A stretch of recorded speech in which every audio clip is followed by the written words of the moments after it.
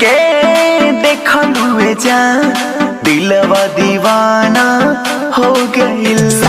तू हंस के देखलुए जा दिलवा दीवाना हो गइल।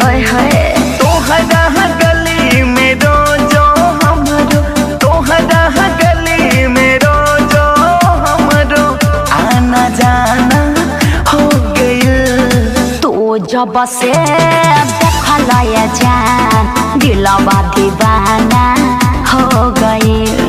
तू जब से देखलया जान दिलवा दीवाना हो गइल।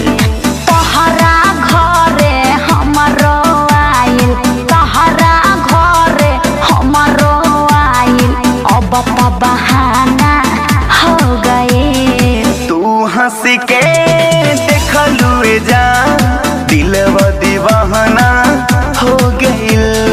तू जब से देखलया जान दिलवा दीवाना हो गइल।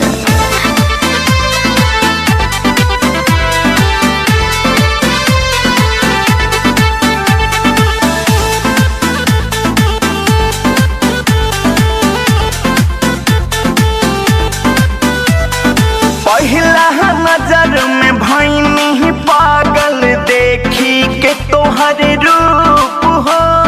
होठवा लगल गुलाब के फूलवा बिंदिया हजारा के धूप हो।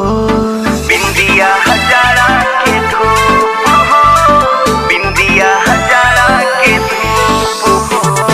लड़ते ना धड़कन धड़कल भइल अजबे फील हो।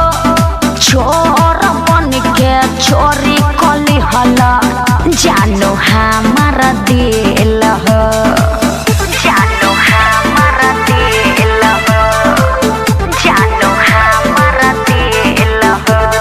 सांस में हमारा बसलुए जान जग अनजाना हो गइल। सांस में हमारा बसलुए जान जग अनजाना हो गइल।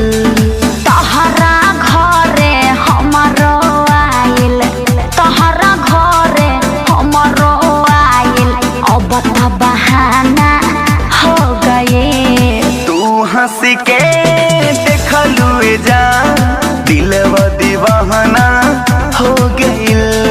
तू जब से देखलया जान दिलवा दीवाना हो गइल। अब तोहरा तो दिन हमारा सपना तोहरो आवे हो। तहरा सिवा हमारे सोना केहू मन के न भावे हो, केहू मन के न भावे हो, केहू मन के न भावे हो। नागेंद्र वो जाला मनवा लागे नयाज कल हो। बहिया में तोहरा बितावल चाही जिंदगी के सारा पल हो, जिंदगी के सारा पल हो, जिंदगी के सारा पल हो। अर्जुन शर्मा जानो तारे प्यार के है तराना भइल। रंजित बाबू को तारे प्यार के है तराना भइल। तोहरा तू हंस के देखलुए जा दिलवा दीवाना हो गइल।